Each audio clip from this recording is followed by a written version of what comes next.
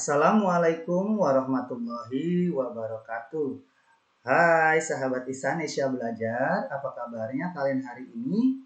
Semoga selalu dalam keadaan sehat walafiat. Bertemu lagi pada video pembelajaran di channel Isanesya Belajar. Materi pembahasan hari ini tema 6 masuk subtema yang ketiga. Perbedaan konduktor dan isolator. Walaupun kalian belum belajar di sekolah, kalian harus terus semangat belajar di rumah. Bersama Isanesya Belajar, insya Allah menjadi lebih mudah. Alur kegiatan materi hari ini, yang pertama kita persiapkan terlebih dahulu. Ya, kita berdoa bersama-sama sebagai rasa syukur kita kepada Allah atas nikmat yang diberikan dan agar kita diberi kemudahan di dalam memahami materi hari ini. Berdoa di dalam hati dimulai. Berdoa selesai. Siapkan buku paket tema 6 dan alat tulisnya ya. Yang kedua, kompetensi dasar. Yang ketiga, kegiatan inti berisi penjelasan materi. Dan yang keempat, penutup, kesimpulan, dan tugas. Baik anak-anak, kita lanjutkan ke kompetensi dasar pada materi tema 6 subtema yang ketiga. Kompetensi dasar muatan IPA tema 6 3.6 menerapkan konsep perpindahan kalor. 4.6 melaporkan hasil pengamatan. Nanti di pertengahan video ini kalian akan diberikan tugas penyelidikan atau pengamatan untuk membuktikan bahan-bahan konduktor dan isolator. Tugas ini kalian bisa kerjakan selama 5 hari ya. Untuk tugas praktek bisa kalian kerjakan selama 5 hari. Terhitung mulai dari hari ini, Senin, Selasa, Rabu, Kamis, dan Jumat terakhir. Seperti apa pengirimannya? Dengarkan baik-baik. Kalian setelah mengerjakan praktek pada buku paket kalian, buat video singkatnya ya saat kalian mempraktekannya. Minimal 30 detik, maksimal boleh 1 menit ya, singkat saja. Formatnya berupa video dan foto jawaban hasil pengamatannya. Kerjakannya di buku paket. Ingat, tugas pengamatan ini 5 hari. Format tugasnya video singkat dan tugas dari buku paket berupa foto. Oke, tujuan pembelajarannya kita akan mengetahui perbedaan antara konduktor dan isolator. Kita juga akan mengetahui benda berbahan konduktor dan isolator serta manfaat benda berbahan konduktor dan isolator. Oke, untuk mudah mengingat penjelasan yang Bapak sampaikan, kalian bisa beri garis bawah informasi pentingnya ya pada buku paket sesuai dengan halaman yang akan Bapak bacakan nanti. Tidak perlu kalian rangkum kembali, kalian hanya memberi garis bawah untuk mudah mengingat. Simak video ini dari awal hingga akhir agar tidak ada kesalahan dalam pengiriman tugas ya nak. Nanti ada quiz, di mana video terbaik akan dipilih 6. Ya, akan dipilih 6 yang akan mendapatkan voucher belajar pulsa dari Isanesya Belajar. Oke, kita review materi minggu lalu. Cara perpindahan panas atau kalor ada 3 cara. Yang pertama, konduksi. Perpindahan panas yang memerlukan zat atau media. Biasanya benda padat ya. Seperti apa?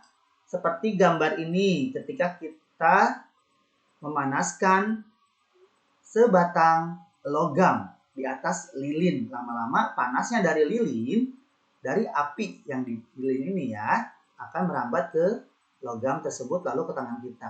Atau ketika kita biasa membuat susu panas, ya ketika air panas dituang ke dalam gelas, lalu kamu mengaduk susu panasnya, lama-lama panas itu akan merambat dari sendok ke tangan kita. Jelas perpindahan panas secara konduksi ya. Yang kedua, konveksi. Perpindahan panas disertai aliran zat perantara. Biasanya pemanfaatan perpindahan panas ini oleh nelayan Dengan cara apa ya nelayan ini? Ia memanfaatkan angin darat dan angin laut. Nelayan pergi berkelompok mencari ikan pada malam hari loh. Kenapa? Karena memanfaatkan angin darat, angin yang bergerak dari darat ke laut. Nelayan yang berkelompok tersebut setelah menangkap ikan di malam hari, mereka kembali ke daratan memanfaatkan angin laut. Pada siang hari terjadi angin laut karena anginnya bergerak dari laut ke darat. Yang ketiga, radiasi perpindahan panas tanpa media. Biasanya ketika kita menjemur pakaian, ketika kita ketika kita upacara, tubuh kita akan terasa panas. Atau kita dekat kayu bakar atau api unggun, lama-lama akan panas. Nah, pada perpindahan panas radiasi ini berpengaruh juga pada baju atau kain yang berwarna hitam ketika di siang hari akan terasa panas karena penyerap kalor yang baik.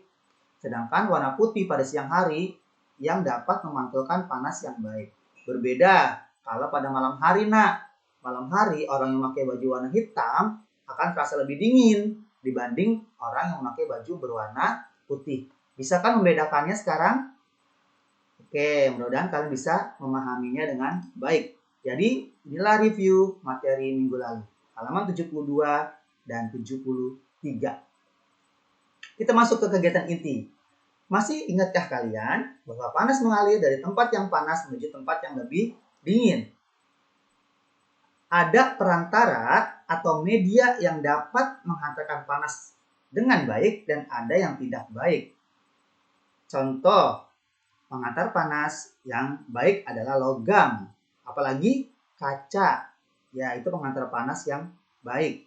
Sedangkan penghantar panas yang tidak baik itu adalah kayu, kain, dan plastik. Kita lanjutkan. Perbedaan konduktor dan isolator, buku paket halaman 133 tema 6. Kita tentu saja memilih benda dari kayu bukan untuk mengaduk kuah panas. Ya, hal itu agar kita tidak ingin tangan kita kepanasan. Kita memilih bahan didasarkan pada sifat yang dimiliki benda tersebut. Misalnya, bahan yang dapat menghantarkan panas yang baik disebut dengan konduktor. Apa itu konduktor? Bahan yang dapat menghantarkan panas yang baik. Bahan ini terbuat dari logam. Seperti apa logamnya? Baja, emas, kemudian besi, tembaga, kuningan, bahkan juga kaca termasuk konduktor. Kita sering jumpai pastinya di rumah kita benda-benda tersebut apa saja sih? Ya, ada panci, teko, penggorengan, ada wajan, atau pagar kita, gagang pintu kita, semua terbuat dari logam. Itu penghantar panas yang baik. Sudah jelas? Sedangkan bahan yang tidak dapat menghantarkan panas dengan baik disebut isolator. Bahan tersebut biasanya terbuat dari kayu dan plastik. Pernah kalian memanfaatkan barang-barang ini? Pastinya ketika kamu sedang bermain, ya, atau kamu sedang memasak mie, pasti kamu memilih benda yang ada isolatornya agar tidak kepanasan ketika mengaduk mie instannya, ya, atau ketika orang tua kamu, ibu kamu sedang mengaduk kuah sayur. Penggunaan bahan konduktor dan isolator ini bisa diterapkan secara bersama-sama pada satu alat. Contoh satu alat tersebut, misalkan panci air ini untuk merebus. Panci air ini terdiri dari bahan-bahan isolator dan bahan-bahan konduktor. Bisakah kalian sebutkan apa saja bahan-bahan dari panci tersebut yang terbuat dari isolator dan konduktor? Nama bendanya. Yang pertama dulu, isolator ini apa? Ya, ini adalah gagang panci. Atas tutup panci itu dari isolator.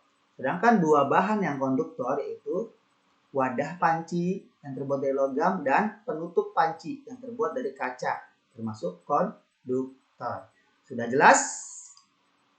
Nah, ini yang ditunggu-tunggu. Kalian nanti melakukan pengamatan ya.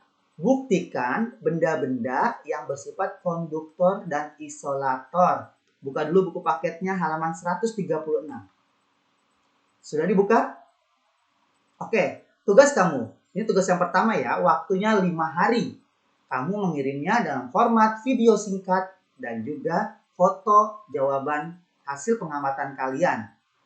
Kalian bisa gunakan bahannya dengan bahan yang lain. Di sini Bapak menggunakan sumpit dari kayu, sumpit dari plastik, lilin, korek api, kain, dan sendok. Kalau di buku ada bahan tembaga, ya, itu kalian ganti dengan sendok saja agar lebih mudah mencari bahan tersebut di rumah. Tugasnya 5 hari, Senin, Selasa, Rabu, Kamis, dan Jumat terakhir. Nanti akan dipilih 6 siswa terbaik dengan video yang paling amazing ya, yang paling keren dan yang paling serius dalam pengamatan tersebut. Hadiahnya apa sih Pak? Hadiahnya voucher pulsa belajar. Oke, sudah jelas semua tugasnya? Kita lanjutkan. Kesimpulan, berdasarkan sifat penghantaran panas, benda dibedakan menjadi 2, yaitu konduktor dan isolator. Benda yang dapat menghantarkan panas disebut konduktor. Contohnya benda yang terbuat dari logam. Benda yang tidak dapat menghantarkan panas disebut isolator. Contohnya kayu, kain, dan plastik. Adapun bahan yang sedikit menghantarkan panasnya disebut bahan semikonduktor. Sudah jelas, nah?